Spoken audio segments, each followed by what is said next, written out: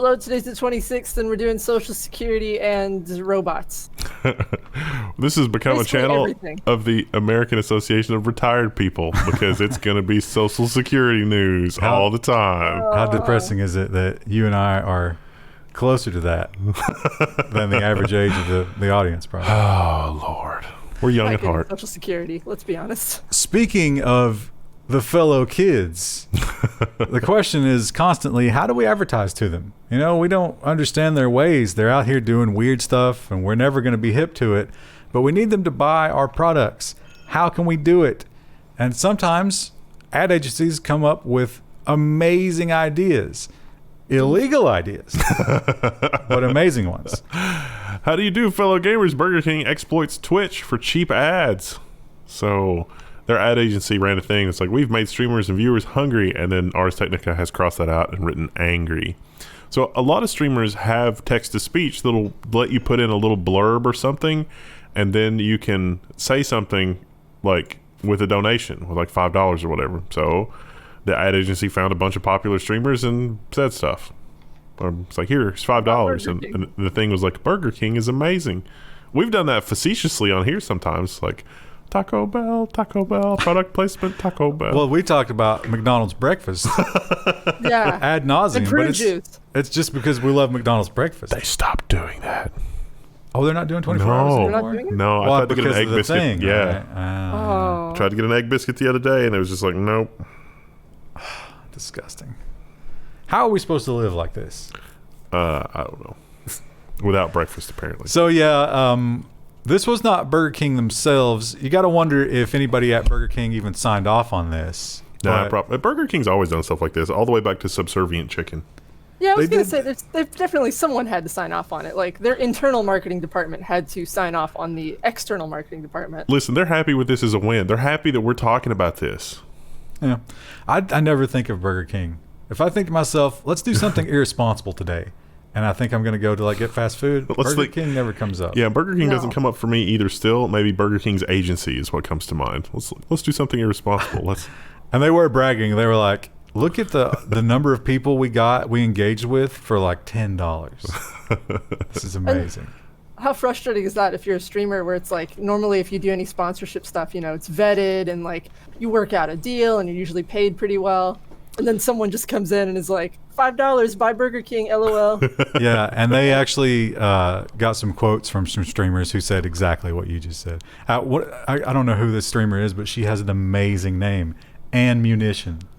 Oh, she does Overwatch, I think. I've watched her before. I met her once at something for Fractal, I think. That name is a 10 out of 10.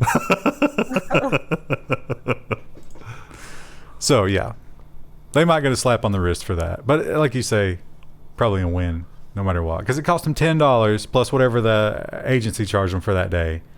And then maybe they get a little bit of a fine. But look at all the media. Yeah. Agencies, not even once. Facebook is back in the news. Now, if you'll remember, Facebook faced a lot of controversy about the fake stuff, especially politically. And they were like, we're just going to let it go. We don't want to get involved. We don't want to become censors. And it got so bad that they were like, all right, here's what we're going to do. We're going to get third parties, independent from us. We don't have any say over what they do. And we'll let them decide if the facts are in question or whatever. And that'll be perfect because we're not involved. Then they got involved. Facebook is quietly pressuring its independent fact checkers to change their rulings. So Fast Company has this article here that really systematically goes over a bunch of stuff about the fact checkers. And most of the time, it seems to be that the fact checkers were fact checking op-ed pieces, but the fact checker still said, hey, this op-ed is still misleading. And there was one about abortion, for example. It's like abortion is never medically necessary. Right. And that is not a fact. Yeah. I mean, can anybody argue? Because sometimes that would save the life of one human Yeah. as opposed to two dying. Yeah. Even if you say that abortion is going to kill a baby. It's the choice between the baby and the mother dying or just the baby dying. So I don't see how that could be a fact. Yeah. And that's what the people said. They were like, no, this is false. There's apparently a false-ish rating, and that's what they're lobbying for. And instead of like, no, this is completely false, no, this is false-ish. Degrees of truth. That's where we are, folks. It's got a truthiness rating of 4.7. Out of what? Doesn't matter. We've entered a phase where humanity is in fuzzy logic. In the worst possible way. It's never completely false or completely true. It's a spectrum between the two. This headline. So I read this headline and I was like, "Yep, I'm definitely putting that in the news because it's true, and we need to get rid of it." But turned out to not be exactly what I was thinking. No, unfortunately. Facebook is a quote-unquote major threat to public health, a report warns. But it's, I don't know. It's really just Facebook is a major threat to the public. Well, they're claiming it's because misinformation about the pandemic. And that's why it's a major threat, because they claim that the voices who are teaching us the wrong things are amplified so much by Facebook that we don't trust the official narrative. Now, I would argue it's the hundreds of thousands of times the official narrative has lied to us in the past that's undermining their credibility. Not so much Facebook, but that's just my take on it. Who knows? And this happens. How can these people be in the news so often? Myanmar? I don't know. I thought it was Myanmar, but is it Myanmar? I wouldn't trust myself. Myanmar? Someone's gonna correct me. I'm going to say Myanmar. Myanmar cat. Myanmar. Myanmar. Anyway, they have had some turmoil in the past, and the government was involved in that. And Facebook seems to be a little bit chummy with that government, even though they promised truth again. Facebook wanted to be a force for good in Myanmar, I hope. Now it's rejecting a request to help with a genocide investigation. So, I don't know. This made it sound really egregious, and it probably is, but it seemed like Facebook had referred this to the State Department. But the State Department might be involved in the genocide that is in question. Do you think they already know that, and that's why they did that? I got to be, fair to Zuckerberg. I imagine he's got a lot going on. Maybe not up to speed, as I am not, on the Myanmar genocide. So you think that with the amount of money they have, they could get one of their millions of blue-collar workers or white-collar workers and be like, just go read about that. Figure something out. Do research. I don't know.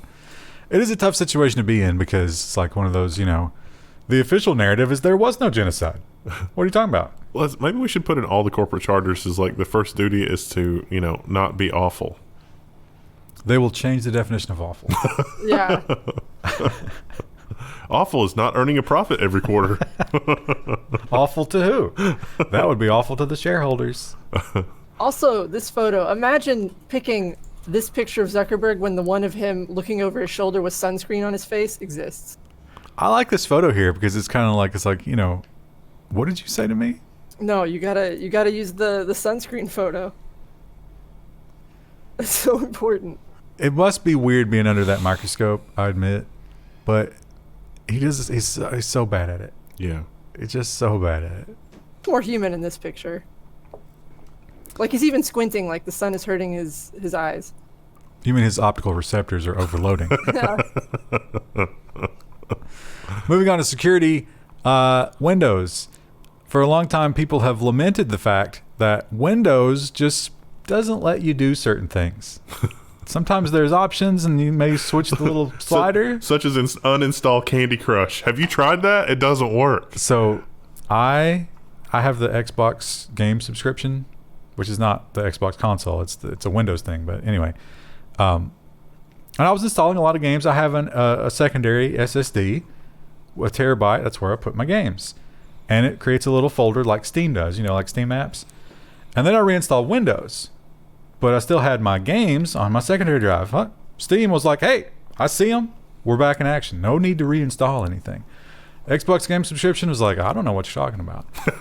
Let's download everything again. And I was like, okay, let's download everything again. Put it on the D drive. And it was like, oh no, I can't do that. And I was like, what? Why not? It turns out that folder becomes protected, and it belongs to the old user.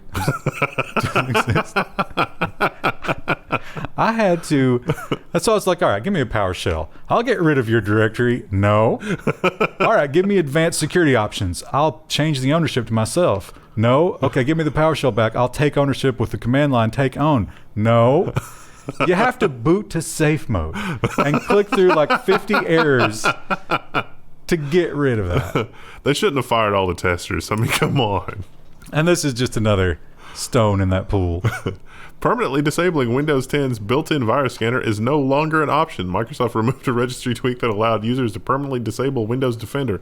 The problem was that malware also knew about disabling the built-in virus scanner, and Microsoft thought it was easier to do this than actually build the operating system to tell the difference between user intention and malware intention. Now, if you get into that situation, if you've ever accidentally run 2 antivirus programs, that's a fun little spiral into madness. But Microsoft assures you that Defender will detect if you have an antivirus installed and disable itself. And I'm sure that will work perfectly. How great is it going to be? It definitely won't be a case of like the 2 Spider-Mans pointing at each other. We're going to get malware that is just like the most terrible antivirus ever, but it would just barely be recognized as an antivirus program, and then it's just going to harvest your data in the background. And speaking of privacy, which you don't get with Microsoft, you can still get it in some rare cases with a VPN provider. And I got to give it up to, what was the name of this VPN? OVPN. Gold Star. I don't know. Do we have them in the U.S.? I think they're Swedish. I don't know. But hey, you can't get any higher grade than OVPN, which is currently in court fighting to the bitter death not to give up the identity or logs, which they say don't exist, of their customers. Anti-Piracy outfit hires a VPN expert to help track down the Pirate Bay. The Pirate Bay is connected to the internet via OVPN, and no one's really sure where it's at. Now, I got to give it up to this guy. I mean, he sold his soul, but he's right. Because their argument is, look, we don't have any idea who the Pirate Bay is because we don't keep any logs. And this guy was like, this is a website. It's connected right now. Go look. And they're like, we don't keep logs. Shh. Shh. So that's unfortunate, actually. I think they might lose that one. This is a fantastic headline, although I don't think it's enough to stop them. No. They're too powerful. Palantir, tech's next big I.P.O, lost $580 million in 2019. Silicon Valley company could be the next in a string of tech outfits to go public long before they have turned a profit. Palantir makes a lot of technology that the U.S. government is buying for perhaps not the most ethical of reasons. Krista, would you buy a few shares just because it's called Palantir? No, I would not. Not even a little bit tempted? No. It's not, and the crazy thing is that it's called Palantir because it's not unironically. That's the thing they're building. I like how they read those books or watched those movies, and they were like, that's a force of evil. We should do that. Well, see, let's get a little lore nerd here. Originally, they weren't. They were only used as a long-form communication device between the elves. And then slowly over the centuries, as all kingdoms started to fall and stuff, they all got lost. And then that's how Sauron got hold of one. One of my favorite things. It was corrupted. One of my favorite things is to either do it myself, but I like it even more when Wendell does it. I love it when Wendell throws out some incorrect facts about Lord of the Rings. And Krista just dives on it. It's bait. It's bait, and I fall for it every time. It might be bait, yeah. You gave her that story about the ring being based on. Yeah. That one was bait. That was bait. Maximum overbait. Actually. Yeah, and I realize I'm doing it after, and I'm like, oh, I can't help it. No, it's fine. It's fine. It's good. It's great. So, but okay, Krista, based on that, do you think Palantir understands it the way you do, or do they think that it's the other thing? They've probably only seen the Jackson adaptations, and they're like, oh, only Sauron uses them. What scrubs. So, passwords. You're signing up to a lot of online stuff these days because you're trapped in your home. All those passwords, how do you manage them? Well, you get a password manager, but then what if somebody gets into that and what if you lose your master password? It's just, it's such a hassle. Here's a crazy solution. DiceKeys creates a master password for your life with one roll. A new kit has 25 rolls of the dice in one package. And then from that, your master key is produced. And that's how it works. That's the gimmick. So the idea is you lock this away somewhere. You roll the dice one time and then you seal it up and you store it somewhere. And then if anything were to happen and you need to get your master password, which you used to lock up your key manager, back, you can regenerate that by taking a picture of this. I'm pretty sure that I saw this already in an episode of The Twilight Zone, and as he was taking the box of dice back to his computer, he trips and drops them on the floor. Well, presumably you close the lid before anything happens. What if there's an earthquake? Yeah, and it just went off. It's like, no, my Bitcoin fortune, no. Now this, they did point out one major problem here is house fire. But they are building an all-metal version. Oh. You gotta keep that in your fireproof box. Yeah, I suppose so. Everybody dreams of, one day you walk up to the ATM and there's just some crazy glitch and it just starts showering you with money. That's actually the plot from Ocean's 35. They used that to have the guy convicted of a felony. Like, he was just some guy walking by an ATM and it just sprays him with cash and he's like, oh, okay. And then they were like, felon. But that has happened a couple of times legitimately, and the bank knows exactly who you are. Yeah. So they come for the money and you give it back. There's no middle ground there. But this was not a mistake of the bank on purpose, but it was an exploit, and some very bad people found out about it. Tens of suspects arrested for cashing out Santander ATMs using a software glitch. Santander says it fixed the ATM software glitch that was exploited this week across the tri-state area. So what happened was criminal gangs knew about this, but somehow it accidentally leaked. And so a bunch of people all did this simultaneously, enough that Santander was like, hey, we know something weird's going on. So they figured it out. They got it patched pretty quickly, but then they could just roll back the camera footage and sort of figure it out. There was something about, if your account was drawn down to zero, you could draw more than that. So you had to have an account that was almost empty. Or a gift card. Or, a card. Interesting failure. I imagine someone lost their job. Yeah. Uber. Remember when Uber had that leak? And we commented, we actually said, I don't think this is legal, but I guess you can get away with it because you're a giant company. Yeah, well, that was embarrassing, and they didn't like to be embarrassed. They wanted to keep the confidence of the company. They wanted it so much, they were willing to pay a lot for that. Pro executive tip, that's not legal. Former Uber executive charged with paying hush money to conceal massive breach. This is on NPR. So yeah, that thing that we commented on. Turns out the FBI was investigating that. It took them a little while to put everything together, but they did arrest the guy. And even though the executive team, he says the executive team, and even the lawyers, like the Uber lawyers, like their legal counsel was like, yeah, it's fine, just do it. Turns out, no.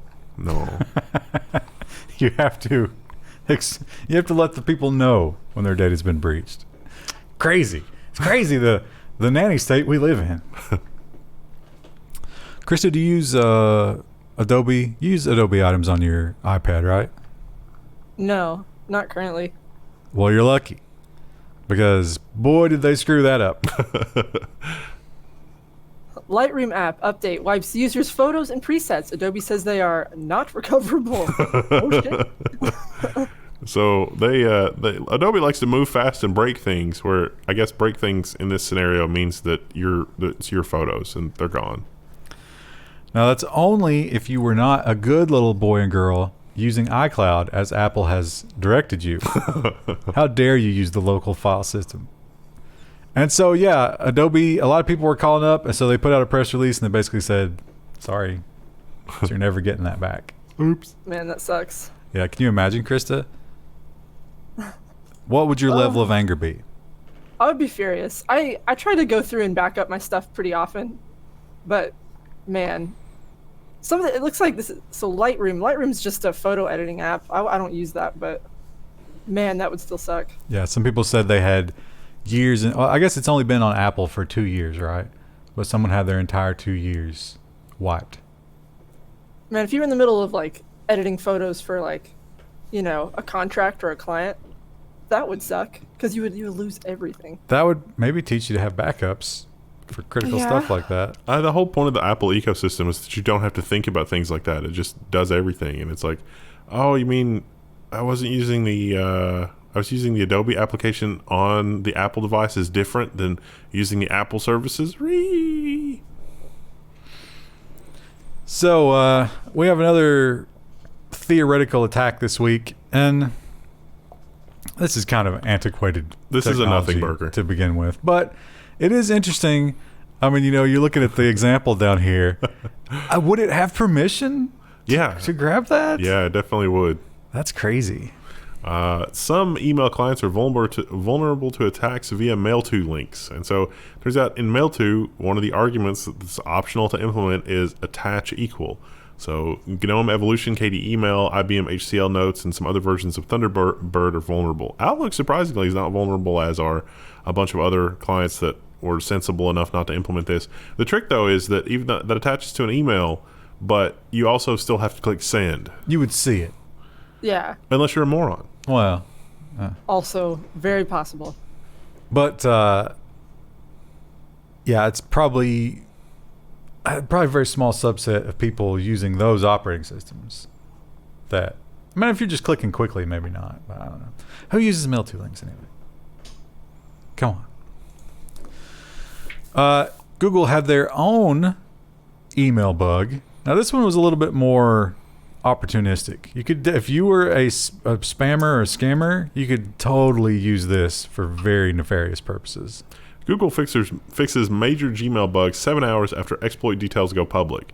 Attackers could have sent spoofed emails mimicking any Gmail or G Suite customer if they were able to send email from Gmail or G Suite. See, the problem with this exploit, and it makes perfect sense, is that Google's infrastructure is so large that if you can send mail using Google's infrastructure and you say you have somebody that you're targeting that is a Google customer, you could send an email from the CEO of that company, and if you can get Google's mail server to accept the message from you, it will pass validation. It's like, okay, only emails to this company domain or from this company domain need to match, Google. It would pass that, and so you could impersonate somebody else sending mail. And Google even told the security researcher, not really a priority, blah, blah, blah. Probably don't want to pay the bug bounty. That was in April. Yeah. And so they did nothing for a while. And then they published it, and they were like, oh, no. And they fixed it overnight. Yeah. Funny how that works. Yeah. So, yeah. You did have to buy Google service to get it. But that's not a big deal for a scammer. No. Just pick that up. And it passed the DMARCs and the other all the thing. safety stuff, yeah. So everything that Google implemented to protect you from that kind of thing, it turns out they don't apply to themselves. It makes perfect sense. Using Google's infrastructure against itself. Because Google infrastructure is trusted. And that's how you fight the machine. It's like the old scary movies. It's like, the call came from upstairs. And it's like, wait, that's not how phones work. Maybe they had 2 lines. College, it's back to school. And a little bit different this year. Different university experience. A lot of things a little bit different this year. And some private colleges don't. The private colleges are different than public schools because they don't take any money, and so they do whatever they want. And when you step onto that campus and you've signed those papers, they basically own you, which this really points out because the controls are crazy. Fearing the thing, a Michigan college is tracking its students with a flawed app, and students have no way to opt out. So, yeah. So, part of the agreement to tuition. If you don't agree to this, they kick you out, they keep your money. You will install the app. You will enable location data on your phone. You will carry your phone. You will not turn off your phone. You will not let your phone discharge. You will not exit the campus for any reason. This is a really nice prison. That would have been a problem for me when I was in school because I let my phone die all the time. Well, you're done. You're Or I'd out. leave it in my dorm. Like I just had no care about my cell phone. There's got to be at least one student doesn't have a phone, right? You would think. So what are you doing? Or I guess? they might have a dumb phone. I had a dumb phone all through college. It is a liberal arts college, which I'm sure it's like. You probably go to the, you go to the local track phone and get them the $20 track phone and issue that to them. And add that to their and add that to their bill. Mark it up 50%. Problem solved. To their bill. I like this stock photo where it's got like, one of the dorms has, it says it's green, but it's also got a case in it. But then also someone's car is green. Someone's car is totally safe. Well, that means someone's in the car, right? Well, it turns out that the coughing fit that student was experiencing was actually carbon monoxide poisoning from a leaky exhaust. They just took a really, really harsh bong hit. How are they getting weed? They can't leave campus. It's a good question. It's an important question. It's being smuggled in through the sewer system. Who knew? So I remember when we talked about this, the Weather Channel. They have a fun little app that shows you the weather. Like and harvests your data. like every phone Yeah. does. Although Google's weather is also harvesting your data. Google's harvesting your data all the time, regardless of what you're doing. But they might not have been completely upfront about everything that Apple's doing. Weather Channel app is going to change its practices after the LA lawsuit. When they were forced to disclose exactly what the app does as a result of this lawsuit, it's like, oh, should we not have done that? Let's change how the app works. I do still use the Weather Channel to check the weather. But not the app. No, not the app. Yeah. And that is the yeah. worst performing website in the universe. Yeah. I mean, the tracking going on there has to be just through the roof. It's like, we can't track this guy. All right, let's mine some Monero. Well, and it's also got like all of the clickbait articles on it, and Yeah. dang it, I fall for it every time. I'm like, oh, there's a volcano in Hawaii. They do have some good Tell ones. me more. They're good at that. Whatever agency finally figures out that all this tracking and nonsense is terrible for the bottom line, and they go back to contextual advertising, they're going to take over the universe. I don't know they'll be able to convince the customer. I guess, if they do it for long enough and have some solid numbers. But it's so against the thought process right now. It's radical. The thought process seems to be, let's convince people to buy things that we know that they don't need and we know are not the best product. Yeah, but which like is sad. 85% of the stuff out there is stuff we don't need. There was a big leak. Actually, we have two big leaks this week, but this one is pretty embarrassing because there's a lot of big names involved with it. 235 million Instagram, TikTok, and YouTube user profiles exposed in massive data leak. I know what you're thinking. Oh my gosh, YouTube security broken, or Facebook? No, this data appears to have been collected by some other third-party app. This was a data harvesting operation that flew under the radar and had 235 million records. And it's a tale as old as time. The old no password on the database. They don't really know where it came from, though, exactly. And that's bad, but it did have personally identifying information, but it didn't have passwords or anything like that. So it's your email address and like comments you've made on YouTube. Yeah, sure, that's embarrassing, but nothing really that's you really don't want other people to know about. Unlike this one, which has only that information. Medical data of auto accident victims exposed online. So, this guy found an insecure port running on the same IP address as this company's website. And so he contacted them and was like, hey, the data's just wide open here. I don't understand. It was two sets of data totaling like 2.8 million records. And it was people's medical records and payment history and a whole bunch of other stuff. And it was like, I don't even know if this is real or not. So they looked up some of the obscure names and found people with really weird names living in New York. And so they contacted them and they were like, yep, that's me. So not even made up names. Now, the weird thing is this was all auto accidents where people were injured. And this was an AI company. So the AI is looking at auto accident data, trying to do what? Listen, this would be really easy for a prosecutor to investigate. You could contact the people that are in the records and be like, did you give your consent to have your medical records used in this way? And I guarantee you the answer is no. And then a lawsuit should happen because HIPAA and all those laws, all those insanely draconian laws where you have to jump through hoops to just deal with the data, that has been breached here at least once, probably like 5 different ways for that company to have this, which is why they're not responding to the researcher. So, well, the chain of custody of medical data, it should go all the way back to the hospital, right? it should, yeah. So those people that were in those accidents are going to know what hospital they went to, and you can start with the hospital, and the hospital will be more than happy to point that finger. People are listening to this in their car, and they're like tabulating all the winnings they might get, and they're just going right off the road. I mean, it's $25,000 per violation, so $2.8 million. That is a business-ending number. And after the lawyer fees on that class action, you're going to get like $2,000. Worth it. Remember when all the big billionaires on Twitter said, hey, send me Bitcoins and I'll send you double back? And a lot of really dumb people fell for that. Well, it turns out that attack was not unique to Twitter. That was the big high-profile one, but not only is it still going on, but it's the same exact thing. The attack that broke Twitter is hitting dozens of companies.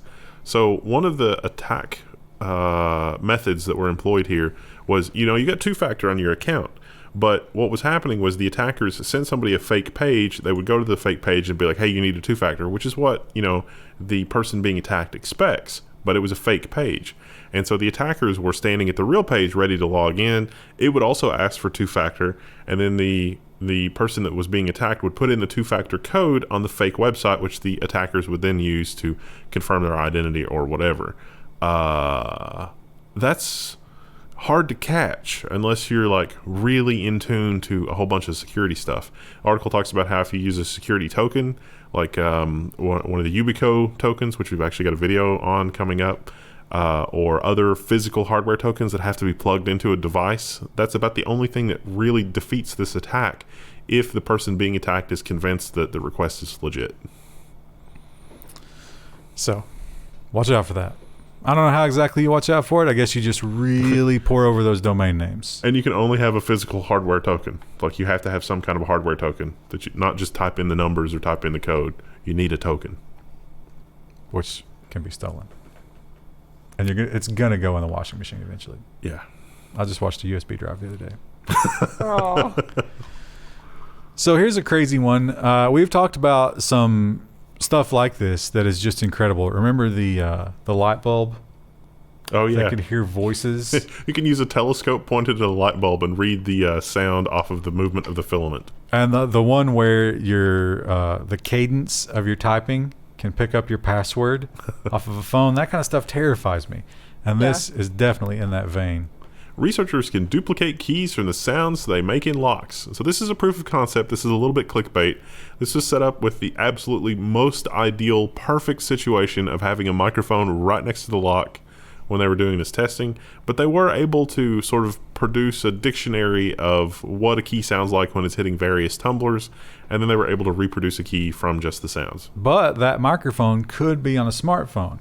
How many times have you popped a key into a lock also holding your phone in that same hand? Yeah. Hack your phone, turn the mic on, wait for a key. Now, everything. If you're just terrified of this, there's an easy workaround. It only works if the key is inserted, like without pause and at roughly the same speed. So you gotta like go in halfway and then come back a little bit, and like you gotta shift up your speeds. You gotta sandwalk that key in there, and then you're good. So from now on, when you enter a key into a keyhole, just freak out. Or just scream as you're putting it in.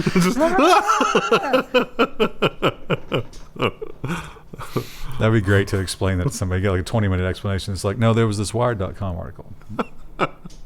I was thinking that it's too bad that Sherlock's not on the air anymore, because the writers of that show seemed like whenever something like that would pop up in the news, they would incorporate that into some mystery that Sherlock was going to solve.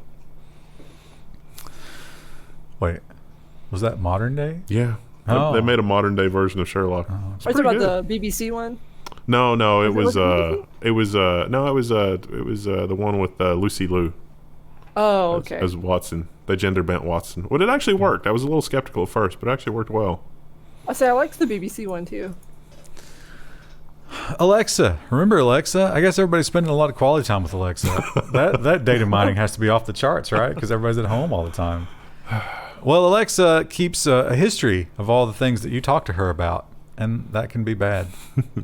An Alexa bug means that hackers have probably been exposed to your voice history. Who could have predicted this? Who could have been saying that this was going on for years? So the way this works is if they could get you to click a link, then it would get them into your, what do they call the programs that run there? Skills? Skills, yeah. Alexa's learned a new skill. Yeah, well, they could erase one of your skills that you already had, like Alexa, check my bank account, and replace it with their own version of that same skill that would still trigger on Alexa, check my bank account. And they also got a history of all of your voice interactions, so they would know what your trigger words were. What a great idea to bring that into your home. Moving on to the robot section, we've talked a lot about various people who have, when faced with terrible illnesses, done various things to integrate with technology. Now, usually what they want to do is kind of merge their brain into the machine. But this guy is going in an entirely different direction. And I hope he's successful. I really do too. Yeah, I mean, I'm really rooting for this guy. Ailing scientist is trying to save his life by becoming the world's first fully-fledged cyborg. So he's got motor neuron disease, and he's been bound to a wheelchair for like 7 months, 6-7 months, something like that.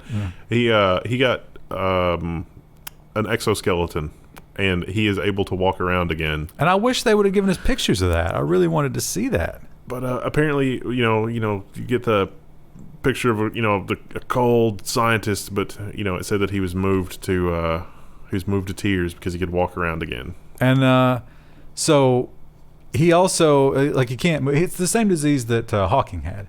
So he's got the artificial speech and he can't really move his face and stuff like that. So he wants a visor, and he's like, he knew this was coming, unlike Hawking, and he was like, okay, let's prepare for this. He sampled every inflection of his voice and went through all these voice routines. So his Hawking voice, instead of like the cold robot, is his voice, which is crazy. And the visor, he had him like, I think that's what's going on in this picture. He had like all these various things done of his face. So the visor is going to be his face with like all of his emotions and stuff like that. But that's not the craziest part. The little how you type into the speech recognition thing, that's too slow for him. So he's designing an AI that predicts what his responses should be as him and replies as him. I'm pretty sure I saw this on Star Trek: The Next Generation when the scientist, used Data's body, because he's like, I was able to upload my brain into the computer, but I didn't have enough time to research anything else. And then Data comes along and he's like, how about in the Picard show, where it was like, hey, we have Data. He's in there. We've got these extra bodies. Let's just no, we can't do that. For whatever reason, he has to die. Well, it's like Picard has to go on living again. Data saved his life again. And it's like, Data, if you can just, I know you've been in this toaster for like a couple of years now and it's driving you crazy. Yeah, one more year. It's like, just one more year. We'll build another body. You'll be. This is non-volatile memory, Data. We'll turn it off. It's the same to you. And he was like, nah, just kill me. I'm done. Spoilers. It's a real 2020 mood. The other thing this guy did, this guy is hardcore. They keep making reference to it. They're like, this is going to be risky. We shouldn't do it. And he's like, we're doing it. He had his whole guts rearranged so that no one has to wipe his ass. Somehow, the plumbing, he can deal with it himself now.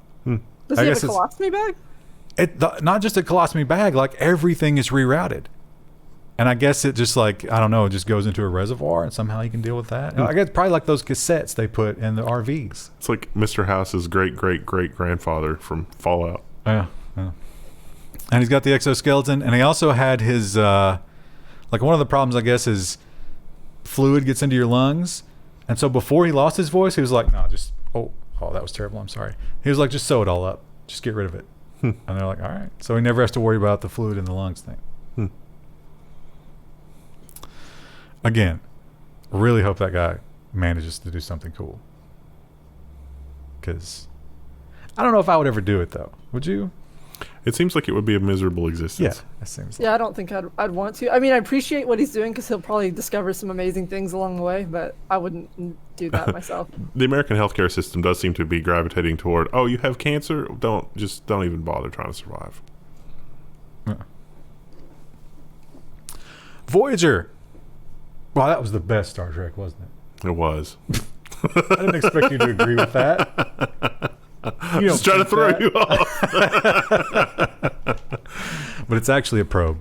It's a probe that we sent out that is now way deep in space. It came back in the original Star Trek movie, which then no one ever talked about in the franchise ever again, which seems like it would be sort of, it would affect the Star Trek universe from then on. That doesn't matter. A giant planet-sized probe that knows all things coming back to Earth. And and then the probe has an existential crisis when it realizes that its creation were these flesh ape things, so it just goes to another dimension because it just can't handle that. That seems like that would be a thing. Again, that's the fictional one. We're talking about the actual one, which in itself is very impressive because it's way out there, but it still can communicate with us, and that's really cool. But unfortunately, we've got bigger plans. That's an old girlfriend. New girlfriend is Mars. She takes precedent. When Voyager 2 calls home, Earth soon won't be able to answer. NASA will spend 11 months upgrading the only piece of its deep space network that can send commands to the probe, which has crossed into interstellar space. So, yeah, we need to get rid of some of this old equipment to make room for some new equipment, and there's a good chance that we're not going to put anything back. No, they're going. They'll be able to receive, but They're going to rebuild the satellite. Well, wouldn't that just be a real insult to the original Voyager team? It's like, we didn't bother to put... your original code was like 600 kilobytes of data. We didn't bother. we didn't bother to back that up. Good luck. That's like Adobe. They hired Adobe to upgrade it. Man, I really thought pictures of the source code inside of would be the safest place for it. I don't know, guys. I'm sorry.